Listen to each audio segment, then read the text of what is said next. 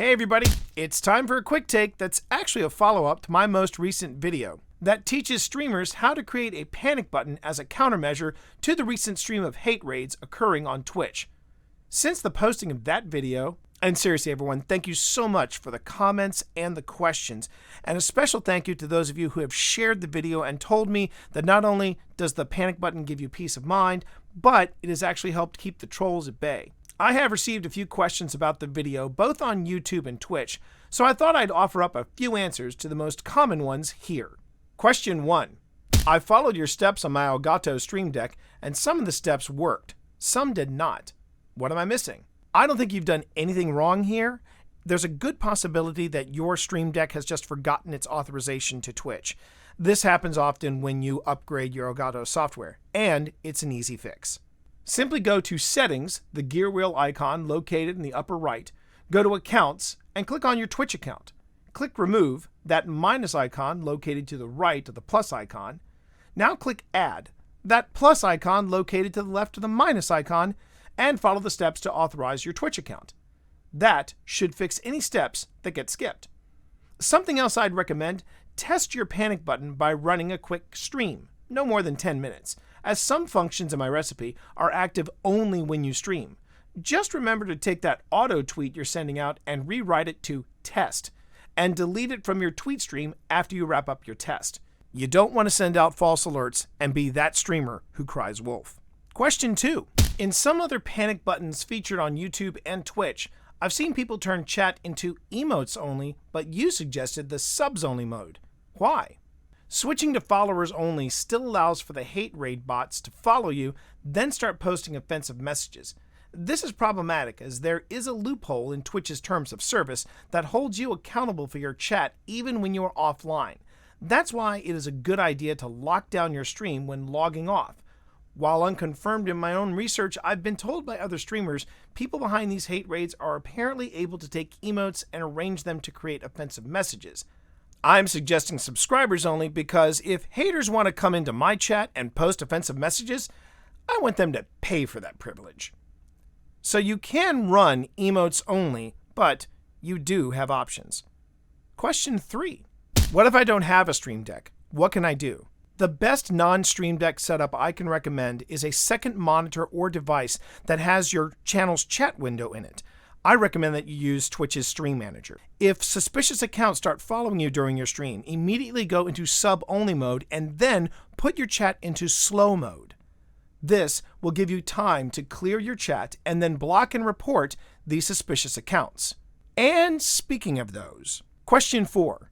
What do suspicious accounts look like? When it comes to spam accounts, at least in this wave of hate raid bots, its creators seem to be using variations of the same name. That's one way. And while Twitch is doing everything they can to shut down these hotspots when they're reported, and good job Twitch, there are some signs to look for. When you get a follower while off stream, take a quick look from the Stream Manager's activity feed and see how old the account is. If the account was made within 24 hours, you may want to make a note somewhere. Another statistic to check would be to go to the account's page and see how many followers this person has. If in 24 hours they have a handful of followers, that shouldn't be an issue, especially if the new follower isn't a streamer themselves. If, however, in 24 hours, the new account has a wild number of followers, as seen here, over 1,500 followers within 3 days, and no content on their page, this is potentially a bot, or a host for bots. That is not to say all new follows that happen while you're off stream are fake. While making this video, I came across a few new follows, so I went into my Stream Manager and looked at each account, and found that they were established accounts several years old. Nothing to worry about. Unless these are hate raiders that are playing a very long game. I see you shiver with anticipation.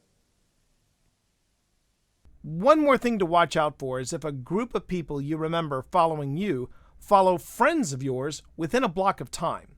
For example, before the hotspots were exposed, this same hotspot and accompanying user account followed me and then followed a friend of mine the very next day. Same two accounts together.